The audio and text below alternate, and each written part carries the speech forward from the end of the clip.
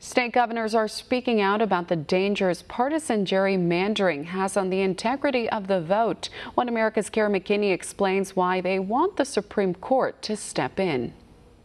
There isn't much debate about the consequences to democracy when the boundaries of electoral districts are manipulated for political gain. Really, it's a First Amendment issue because the people, their voices are not being heard. As a matter of fact, when they draw the district lines and they fix the districts, they throw out millions and millions of votes. So those people are never being heard.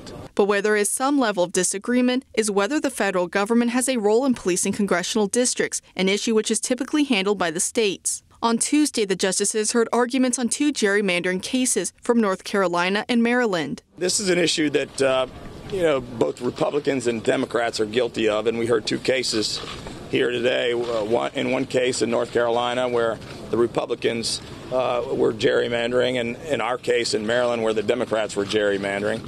In both cases, it's wrong.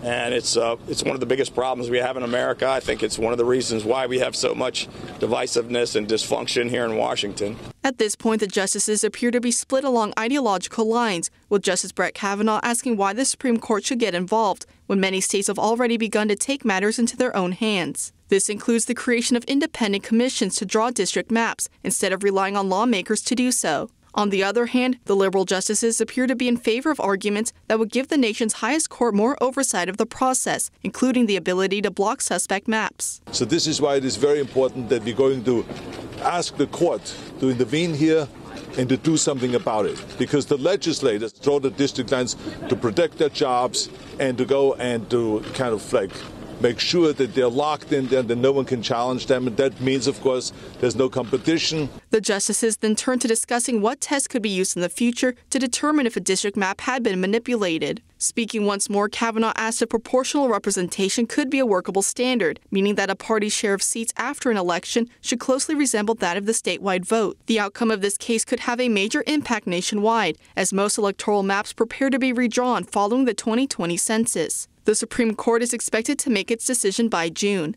McKinney, One America News. Want to see more videos like this? Click on the link below and subscribe to One America News on YouTube. And call your cable provider and kindly demand that One America News is added to your lineup. Call and subscribe today.